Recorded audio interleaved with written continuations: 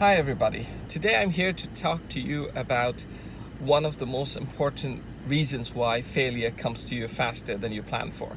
So when you go for a job interview, when the interviewer asks you a question, you think you did a good job. And then when you don't land the job, you're very sad and you're very disappointed. What you don't seem to understand is this interviewer has been interviewing tens, if not hundreds of candidates. And if the answers are the same, you don't stand out. So when the interviewer asks you, tell me something about yourself, and you start by saying, was studying in this school, I graduated, and then I worked for this industry for the last 25 years, trust me, everybody's saying the same thing. So you're not standing out. If you're not standing out, that means you have nothing special about you. You just have credentials, and credentials are easily available in the market, right? So what if the interviewer asked you, tell me something about yourself, and you go like, well, I'm a person who likes to think about the environment and the world. I'm very concerned about global warming. So when I have free time, I go plant trees because I think we need to make this planet, our Earth, more greener. Don't you think this is something that would stand out? Don't you think this is something the interviewer would remember? Something unique about you, something special about you, right? All my life, that is what I do. I try to show the most special side of me to you.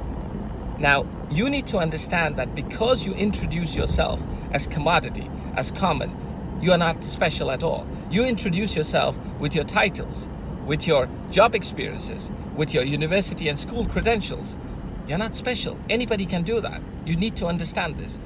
So I was doing this interview of consultants that I needed for an assignment for a family I worked for, where we were supposed to hire a consulting office to help us restructure the family business. So every time this consulting company came in, and I met around 9 or 10 of them, and these are the top consulting companies in the world, they would start by saying who they are, who their profiles for the senior partners are, and what they've been doing.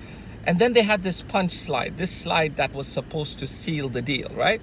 This was supposed to help them sign the contract. And this slide talked about the demise of family businesses in Europe, and they mentioned which family businesses were not doing well and how that was affecting the family business industry.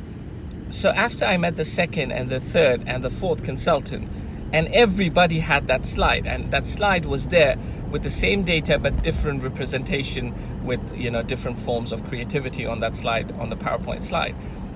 So on the sixth or seventh consultant, when he was about to go to his so-called punch slide, I told him, hang on, can I tell you something? And he says, yes. So I told him, listen, I have magical powers. So he looks at me. I said, no, seriously, I have magical powers. And he goes like, what do you mean? I said, I know what you're going to tell me in the next slide. So he says, really? I said, yes. And I said, you're going to say that the family businesses are on the demise, and 67% of family business in Europe have shut down or are already closing down. And these are two family business structures in Germany that have closed, and this one in Austria. And this guy looked at me as if he had seen a ghost.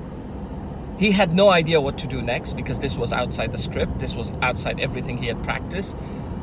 And I looked at him and I said, so how do you like my magic? And he was like, yes, sir. The family businesses are really struggling. I said, no, the family businesses are not struggling. I think you are struggling. I said, next time when you go to a client, please try to do something unique. Don't come and sell me something that you're selling to 10 other customers. So everyone, listen, you need to be special if you need to be important. If you're not special, if you're not unique, you're not important. In my life, I figured that way early. I figured that if I'm going to present myself as my title, as my credentials, then I'm going to be commodity. I'm not going to be special. I present myself for who I am, my dreams, my ambitions, my feelings, my compassion for certain issues, my passion for certain objectives in life. That's how I become different and special. When I go on stage, when I do my talks, my lectures, I actually start to think when I'm on stage. I don't really plan before that. I don't want to panic myself. Most of you plan so much, practice so much, that by the time you reach the interview, you've freaked yourself out. Why not try to be a little bit more innovative? Why not try to be a little bit more original? I'm going to launch very soon an online course or workshop, whatever you call it, on how to make you special, how to change you, how to find the uniqueness about you that no one else has on this planet. And that will be my next initiative. Any one of you who wishes to be part of this and wants to have the ability to be special and unique, get in touch with me and register your interest on this video down in the messages, or send me a personal message. Take care.